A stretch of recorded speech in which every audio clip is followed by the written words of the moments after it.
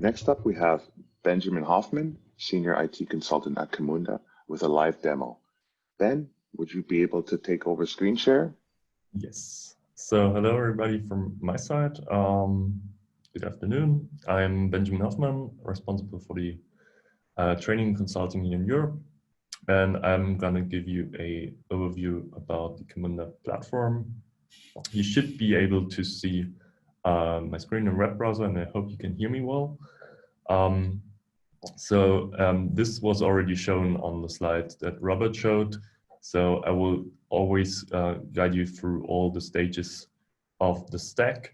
I will skip the optimize bit today because that will be part of the talk that follows up by Felix. He will give you a demo about optimize specifically, but I will focus on the design and the automation phase. Since today's process automation forum is themed on banking, I brought a showcase. So let's have a look at a typical example from the banking industry. And usually this starts with some kind of website. Everybody wants to have self-service, and let's now get a new bank account. And I'm pretty sure you're already familiar with these kind of use cases. So you provide some kind of service through your website, and that usually triggers some kind of business process in your company. And if we have a look at this, then it's fairly easy, straightforward. You have a normal form, which is very simplified here, and then we can add some details, click on send, and this will trigger a process. So let's do this for once. I'm going to cheat a bit here. My name is Benjamin, and I'm using some email address.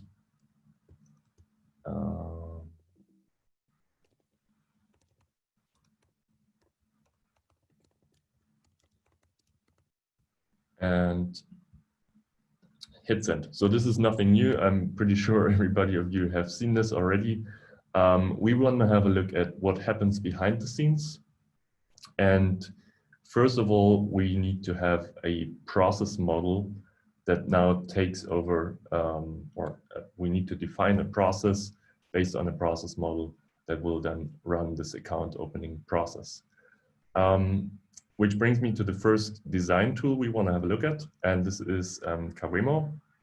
So Cavemo is a collaborative tool where we can define processes.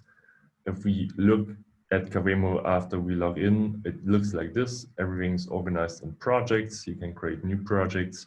You can then invite collaborators to your projects and work on those process definitions, those process models together.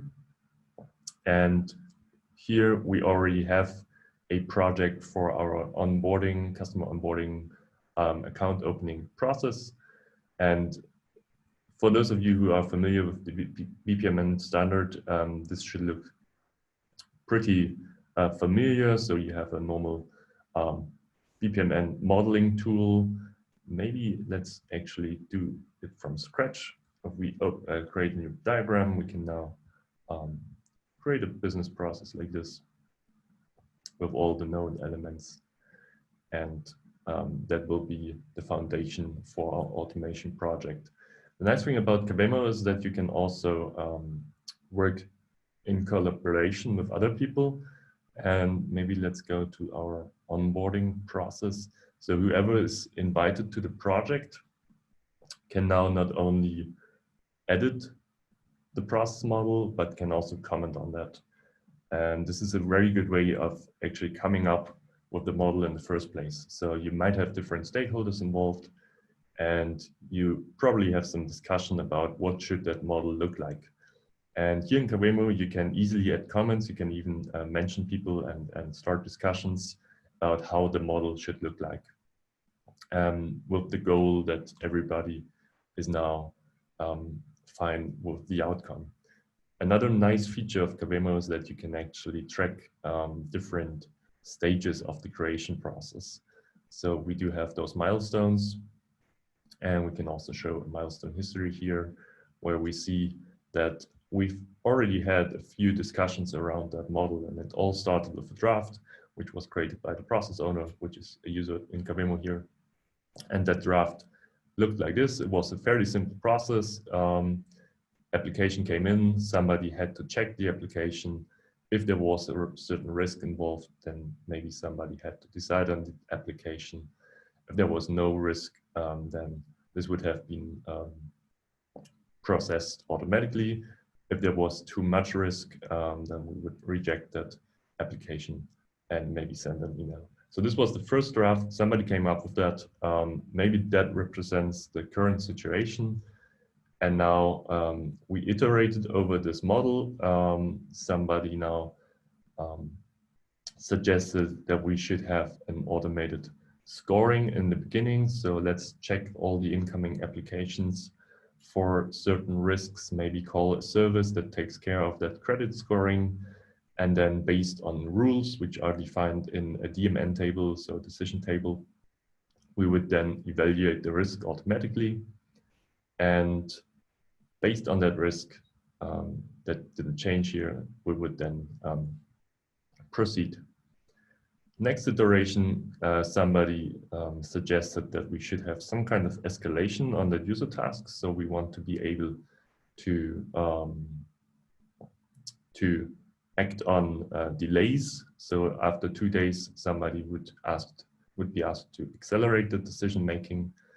And now I'm gonna jump to the latest version, which basically includes all of that. So we have that credit scoring, we have that application here, the speed up process, and we have these automated tasks. So this is now the version that should be automated. Let's say we all agreed on this should be the first MVP we want to implement. Some other nice features you see that you can also add comments here. You can add links. You can even link sub-processes within Cavemo. Not going to go into all the details here, but that's basically how you would model a process, model a BPMN model with Cavemo. Next step would be then to start the implementation work. And since Cavemo is more a tool for collaboratively specifying the process model, we would now use a different tool for actually implementing it. And for that use case, we can use the Camunda modeler, and we can easily take the model that is hosted on Cavemo and export it as BPMN, and then just open it in the Camunda modeler. You could have also just came up with that model in the Camunda modeler without using Cavemo if that's not your preference. So Camunda modeler, that's now a local desktop application. It basically works the same way. You can model things here. You can create models from scratch. It's also very easy to upload those existing models to Cavemo. Either you use a plugin with the modeler, or you do that manually by just saving the model and uploading it. I'm not going to show it right now, but you could just, well, maybe let's show it. So if I wanted to upload a model, I'm gonna use that, just drag and drop it here, and then you see this is now present in Cavemo. So this would be round tripping between the modeler and Cavemo. Anyway, going back to the modeler, so this would be a local tool, and the main difference between Cavemo and the modeler is that this is not longer hosted in a central repository, so all the collaborative features are not available anymore. But now you have a properties panel where you can deal with the more technical aspects. Something like, which API do we want to call? What kind of code do we want to invoke here? So this would be actually a Java class that we call based on a Spring Bean. Other things like expressions for certain gateways. Maybe we want to define things like what kind of model do we actually call in the sub-process? How are those timers defined? So all of these technical attributes, these would be defined in the Camunda modeler. Additionally to that, the model is usually embedded in some kind of development project. So this could either be a Java project, it could be whatever programming language you use. I'm not going to scare you too much with the code here, but if it was a Java project, it would probably look like this. You see that the models are part of that project. And then for, let's say, the service task, you would add a piece of Java code that can then do the integration. You can easily do all the unit testing, all the deployments, all the builds, basically the same way that you would normally do with your other environments and other programming projects. Let's assume this is now ready to be deployed, the model as well as the Java code which comes with it. Then we actually want to run those processes on an actual engine. And to be able to inspect what's going on, you can remember that I already sent in an application. Let's have a look at Camunda Cockpit. So if we go back to the stack, now we are here in this automation phase. Camunda Cockpit is the tool where you can inspect running processes, you can inspect the state of the engine, how much load do we have, what's going on, do we have any problems, anything that got stuck. And Cockpit looks like this. So basically when you log into Cockpit, let me just log in here, I got logged out.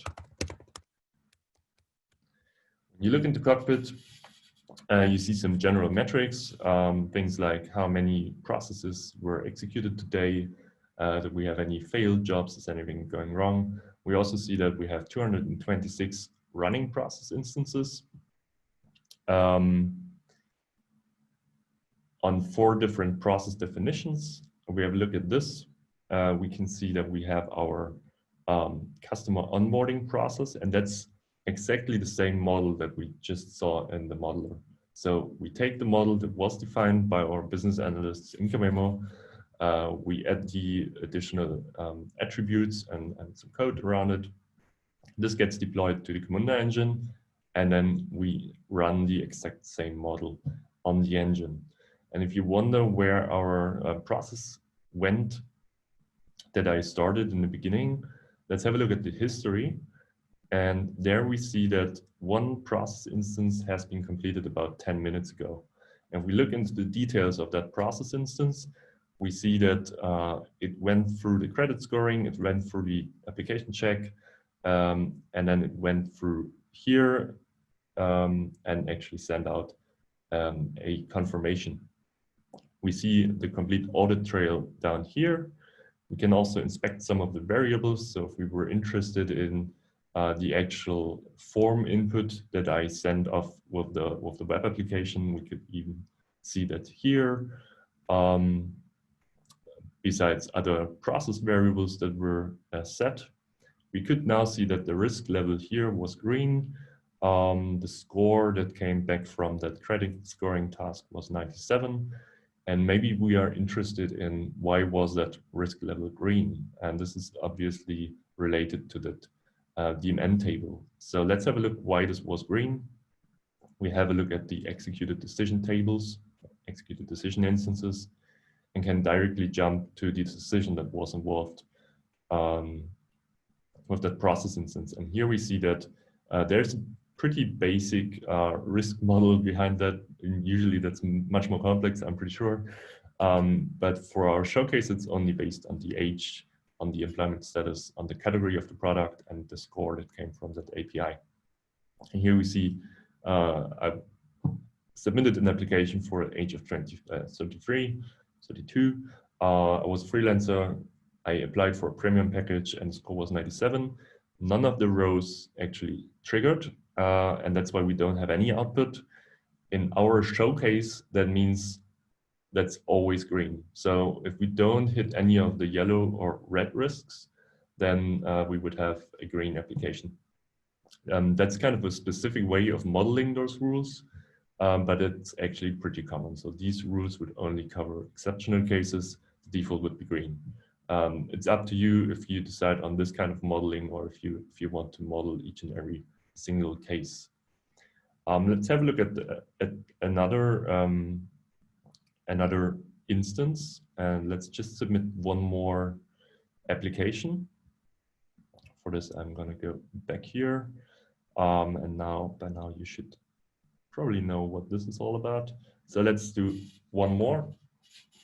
Let's call it Felix Müller. He will be next up, so you get to know him already. And his email, I don't want to send any bad news to him now. So let's just take mine again. Now I submitted another application. Let me just quickly copy this reference number. If we go back to Cockpit, we can now have a look at what happened. Again, custom onboarding. We now see that there's one running application waiting at the user task here. So somebody has to decide on the application. Let's check. If you remember, this is exactly the application number that was just displayed on the web page. If we have a look at the variables again, we can now see that this was an application for Felix Müller.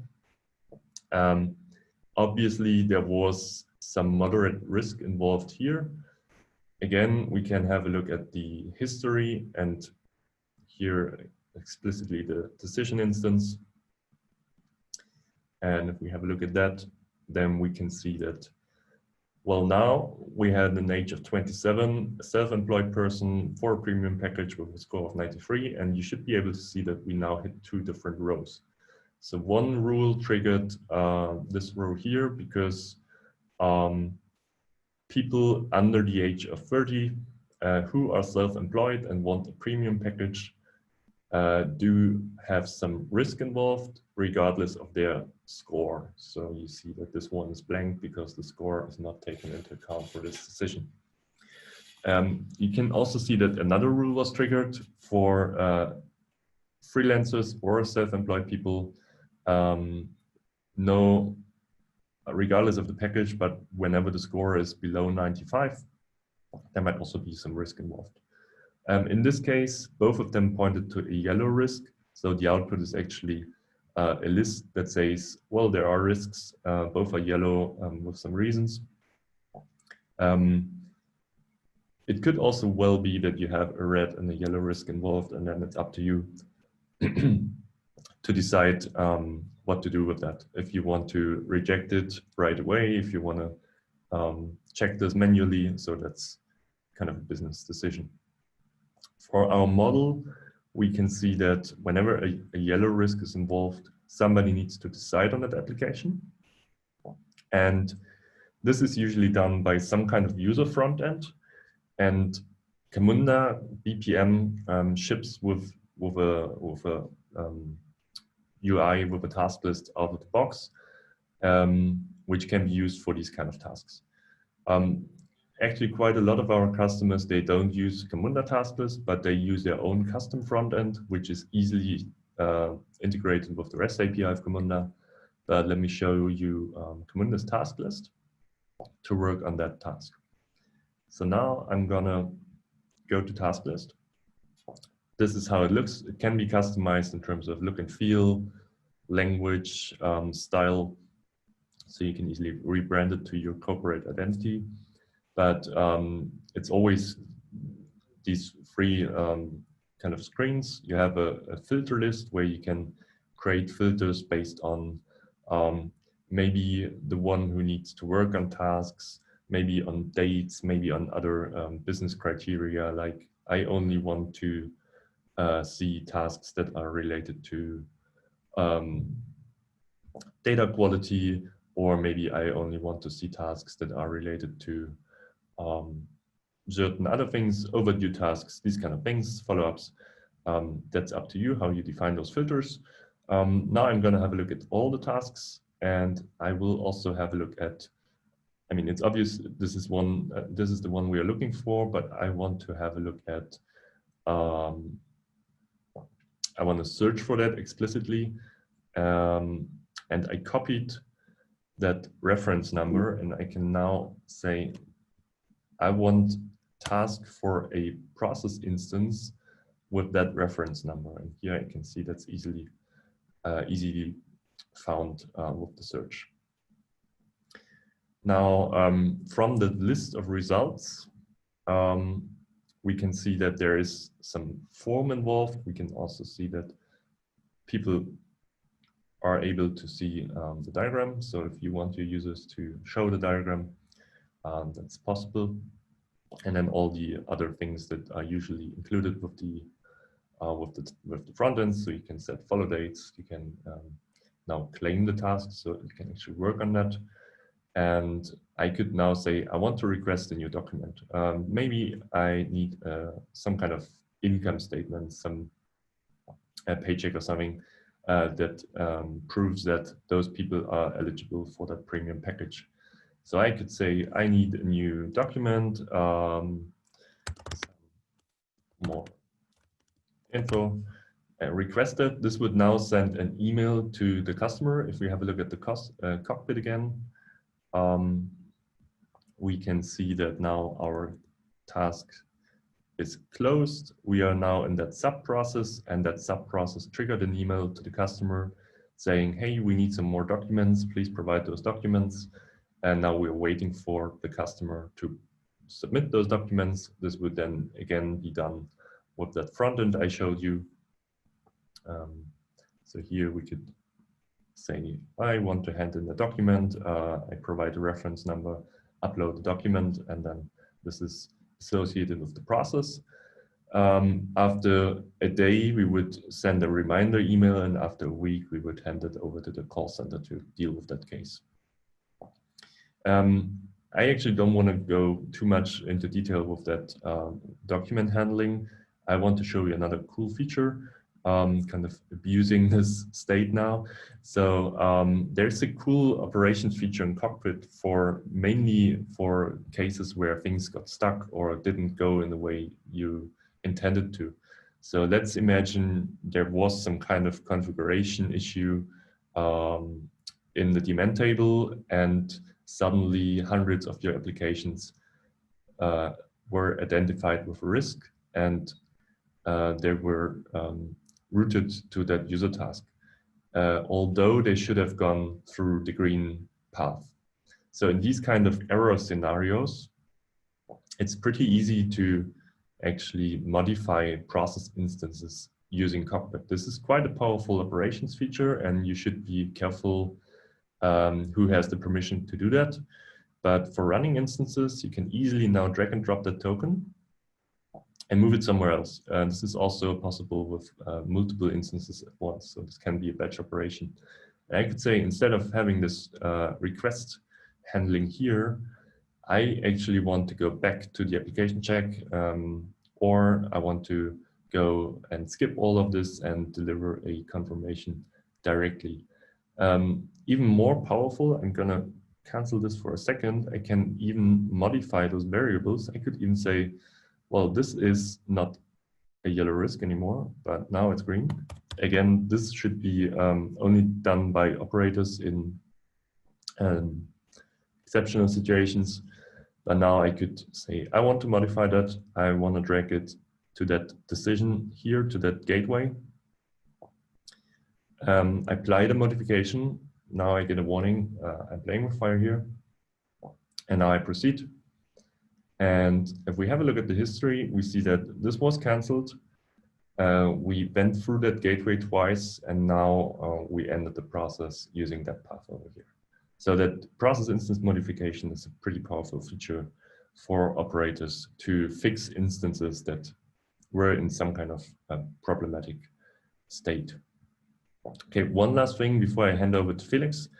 You probably have experienced that process definitions, process models change over time. So it could well be that you add certain new requirements to your models, new features, bug fixes, these kind of things. So you need some kind of versioning feature within the engine, and that's built in Camunda. So you can easily not only run multiple versions in parallel, but also migrate between those process definition versions. So whenever you change the model and redeploy it to an engine, a new version will be created. And new processes will always be started in the newest version unless you configure it differently. But instances that were already running will keep their version. So right now we have 3 different versions of our model. We have 69 process instances running in the second version, but we also have a newer version than that. So now I'm going to migrate some of those running instances from version 2 to version 3. This actually works also across process definitions, and also if you want to go back maybe from version 3 to version 1, this is possible. And now you see that there is a nice migration wizard. The engine is smart enough to see what belongs together. You can even show the migration plan. You can also modify that. So let's say tasks that are now in accelerate decision making should go back to the decide on application for some reason. So I kind of reroute these ones to here. And now I can select the instances, maybe not all of them, just 3 of them, migrate those. And here we can see, well, this was pretty fast. It was only 3 instances. And if we go back here, have a look at the customer onboarding, we now see that we have 3 process instances running in this current version. All right, that was it from my side. I completely left out the improvement part here. This is something that will be shown by Felix Müller now, and I'm handing over to him.